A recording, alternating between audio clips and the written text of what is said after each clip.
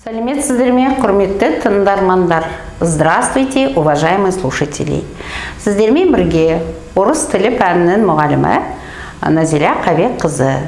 Сегодня мы с вами начнем первый урок русского языка.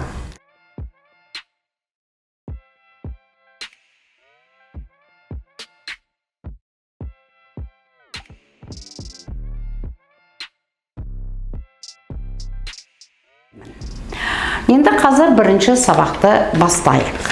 Бірінші сабақта әрине біз танысу. Орысша біз қалай адаммен танысамыз. Біз қазақша айтқанда сәлеметсіз бе деп айтамыз ғой, сәлеметсіз бе деп амандасамыз.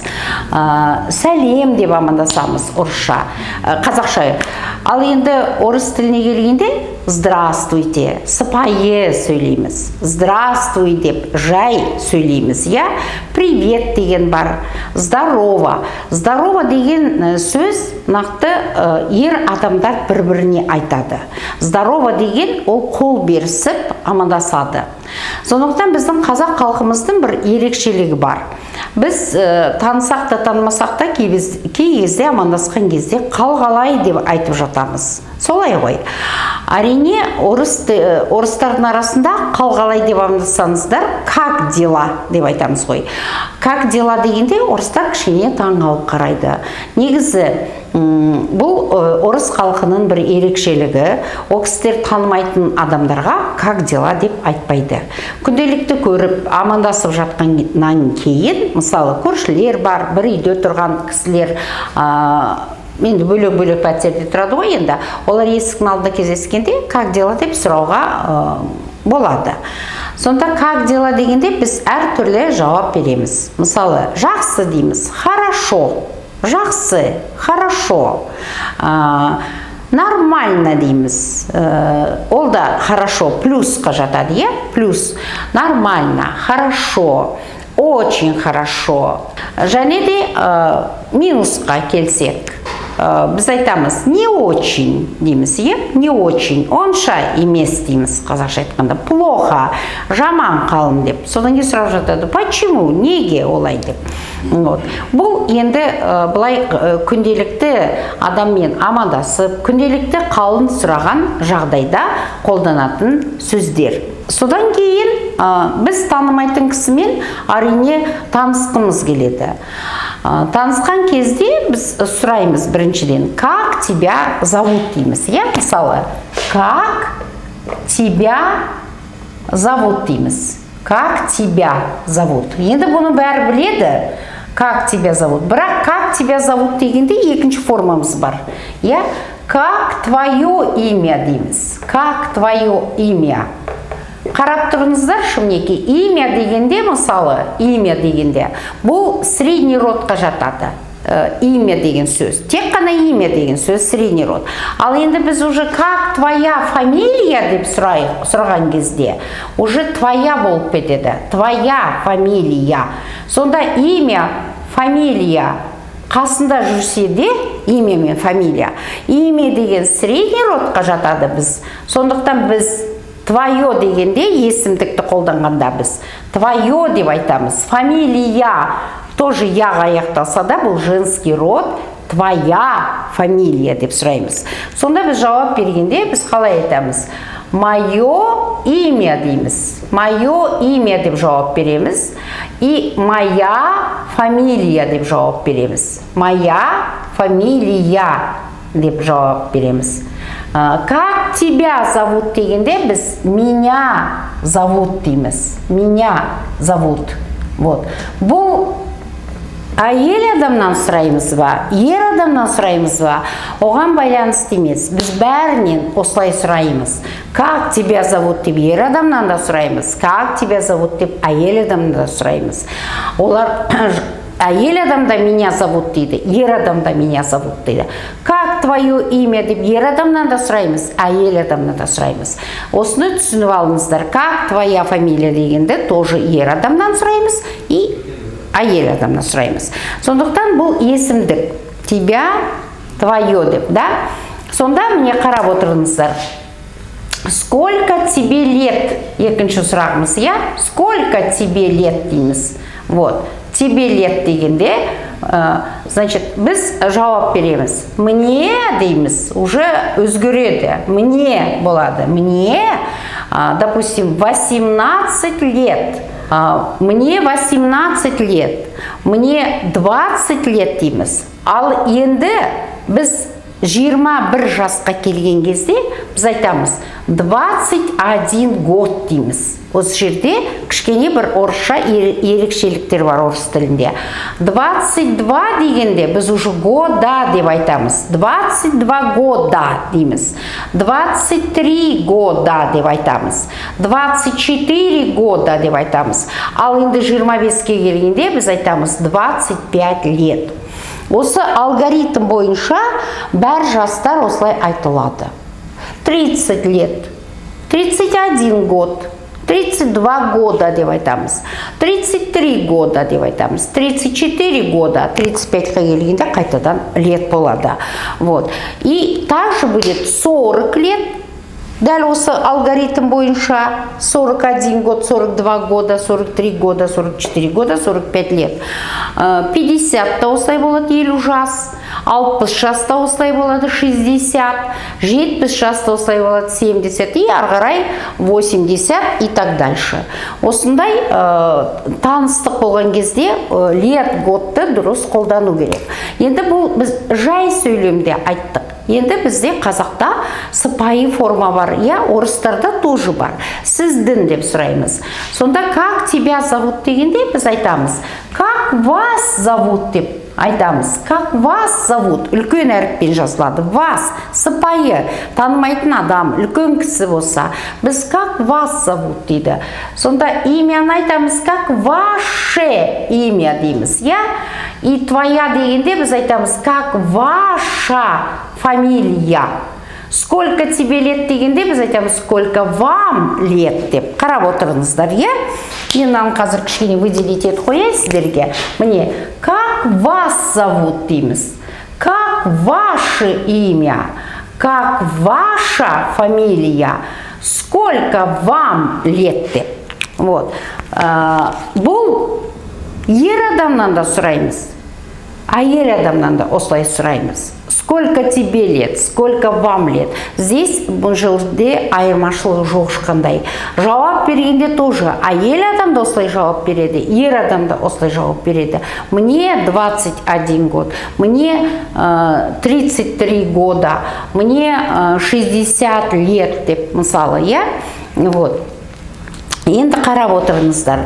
Бұл біз біріншімен екінші жақты қолданып жатырмыз. Тебе деп екінші жақта, вам деп бұл да екінші жақ сыпайы, значит, ваша екінші жақ, твоя деген екінші жақта. Енді бірақта сіздер біреуді ертіп алып келсеңіздер, қасыңыздағы жолдасыңызды атын сұрағысы келсе, или үйдегі отбасылар мүшелерінің аттарын сұрағысы келсе, мысалы, онда былай шығады. Біз айтамыз, как его зовут? Вот здесь уже будет немножко по-другому. Как его зовут дейміз. Его зовут деп біз тек қана ер адамды сұраймыз. Мужской родты. Мужской. Как его зовут? Бұл мужской род кім ол? Брат, ағамыз, ініміз, жолдасымыз, досымыз, именно ер адамды. Как его зовут? Әкеміз, атамыз, как его зовут? Сонда жауап бергенде біз его зовут деп айтамыз. Его зовут, содан кейін атын қоямыз. Бұл мужской родта. Енді әйел адамды сұрағанда біз анамыз туралы сұрағымыз келеді, әпкеміз туралы сұрағымыз келеді, я? Қасында еріп келген құрбыңыз туралы сұрағымыз келсе, біз айтамыз, как ее зовут деп айтамыз. Как ее зовут. Бұл женский род болады, женский. Біз әйелдерден, әйел туралы осылай сұраймыз. Как ее зовут? Сонда біз қалай жауап береміз? Ее зовут дейміз. Ее зовут. Ее. Қазақша айтқанда қазақ тілінде род деген жоқ, сіздер білесіздер, иә? Сонда біз айтамыз, оның аты кім? Оның есімі кім деп айтамыз, иә? Әйел туралы болсын, еркек туралы болсын, біз солай сұраймыз. Енді қарап отырыңыздар. Әрине, біз жолдасты ертіп алып келгеннен кейін досымызды, бұл подруга болады, немесе друг болады, иә? Сонда ее зовут деп біз қыз туралы айтамыз. Ал енді отбасылар мүшелері, олар ата, әже, әке, ана болады, иә? Сонда қарап отырыңыздар. Мысалы, папа, дедушка деп айтамыз, иә? Содан кейін бізде дядя деген бар. Дядя ол ағатайымыз, енді ана әкеміздің ағасы, анамыздың ағасы, немесе інілері олардың да, бұлар дядя болып келеді бізге. Сонда қарап отырыңыздар, папа, дедушка, дядя дегенде бәрі а мен яға аяқталады, да? Мама, сестра дегенде, тетя дегенде, бабушка дегенде, бұлар да а мен яға аяқталады. Енді орыс тілінде бір ереже бар. А мен яға аяқталса, бұлар женский род болады. Солай ғой, бабушка, а мен яға. Бұл енді кішкене ережеге бағынбайтын сөздер бар. Мысалы, папа, дедушка, дядя дегенде а яға аяқталса да, еркектерді енді белгілегеннен кейін ер адамды, иә, бұлар мужской род болады. Сонда біз айтамыз, папа, как его зовут дегенде, папа, его зовут Қайдар, мысалы, да, как его зовут, дедушка туралы, как дядю зовут, да, дедушка. И мы можем сказать, папа у нас какой? Папа, он, да, папа получается он мой, болады, он мой. Папа какой? Папа добрый. Он какой? Он хороший. Дедушка тоже будет он и мой. Дедушка какой? Старый. Он мой дедушка. Мой дедушка. Мой дедушка приехал. Моя дедушка деп айта алмаймыз. Мой дядя. Он мой. Это мой дядя. Он хороший. Ал енді мама, сестра, бабушка, тетя дегенде бұлар женский род. Женский род болғандықтан бұлар ана, моя болады. Значит, моя мама самая хорошая. Она приехала там, да? Сестра, моя старшая сестра деп айтамыз. Моя любимая бабушка деп айтамыз. Моя, значит, близкая тетя там, да? Вот. Бұлардың бәрі, мінекей, қарап отырыңыздар, бұлар члены семьи, бұлар танысқан кезде біз қалай сұраймыз? Егер де, значит, женский род болса, біз ее деп сұраймыз. Как ее зовут, да? Это моя мама. Как ее зовут деп сұрайсыз. Это мой папа. Как его зовут деп сұрайсыздар. Біз біріншіден адаммен танысқанда біз қалай сұраймыз? Ты откуда приехал деп сұраймыз ғой, е? Қай жақтан келдіңіз деп. Значит, біз бір жерден келгеннен кейін, бір жақтан келгеннен кейін біз адамнан сұрай бастаймыз. Ты откуда приехал дейміз, е? Вот, мысалы, ты откуда приехал дейміз. Ты откуда приехал деп айтамыз, е? Вот, значит, егер де ер адам болса, біз одан приехал деп сұраймыз. А әйел адам болса, біз онда а қосамыз.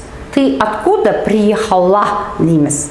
Ал егер біз сыпайы форма болса, мысалы, я үлкен кісі болсын, танымайтын кісі болса, біз вы откуда приехали болады. То есть жалғау өзгереді. Вот. Бұл көпші формада емес, көпші формада да болады приехали. Бұл мына ситуация, значит, бұл именно сыпайы сөйлегенде. Вы, сіз қайдан келдіңіз? Я из, допустим, Астаны дейді, мысалы, да? Или я из Нур-Султана приехал дейді, я из Нур-Султана, я из Тараза приехал, я из Усть-Каменогорска приехал, я из Павлодара приехал, да? Вот. Бұл жерде дұрыс қолдану керек. Қай жерден келдім? Приехал деп ер адамдар айтады, приехала деп әйел адамдар айтады. Вы откуда приехали деп сіз сыпайы сөйлесеңіз біреуге, ол жауап бергенде әйел адамдар да осылай жауап береді, приехала и приехали деп. Вот. Бұл енді таныстық, біз танысып жатырмыз адамдармен. Вот, сондықтан осыны дұрыс қолдану керек. Содан кейін біз енді танысқан кезде біз сұрай бастаймыз адамнан, ты учишься или работаешь деп сұраймыз, ты учишься. Вот, ты учишься деп не мягкий знак қоямыз не жерге, или работаешь деп сұраймыз, или работаешь. Вот, бұл танысу ғой енді, сондықтан біз білгіміз келеді. Ол адам жұмыс істей ме, немесе ол оқи ма деген сөз. Вот. Значит, қарап отырыңыздар, ты учишься или работаешь дейміз. Конечно, ол жауап береді. Я учусь дейді, мысалы, студент, я учусь дейді. Так? Вот. Немесе ол айтады, я работаю дейді. Болды, я работаю. Вот. Работаю. Ал енді сыпайы сұрасақ біз, сыпайы, біз онда айтамыз, вы учитесь деп айтамыз. Вы учитесь или работаете? Бұл уже сыпайы сөйлейміз. Вы учитесь или работаете? Вот.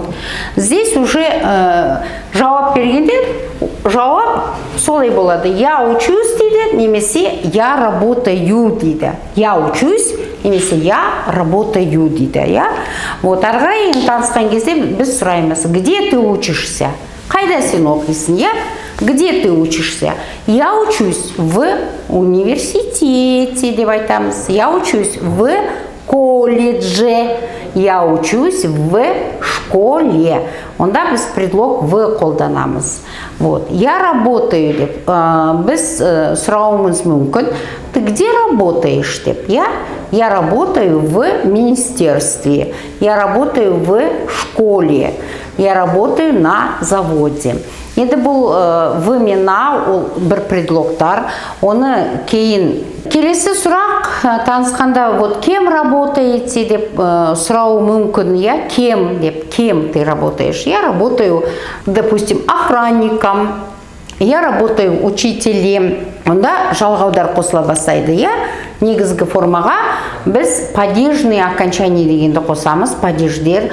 Ол бір үлкен тақырып, падеж деген, қай жерде қандай жалғау қосылатын, ол әдейі сабақтарда, падежи септіктер деген сабақтарда біз әрине оқимыз.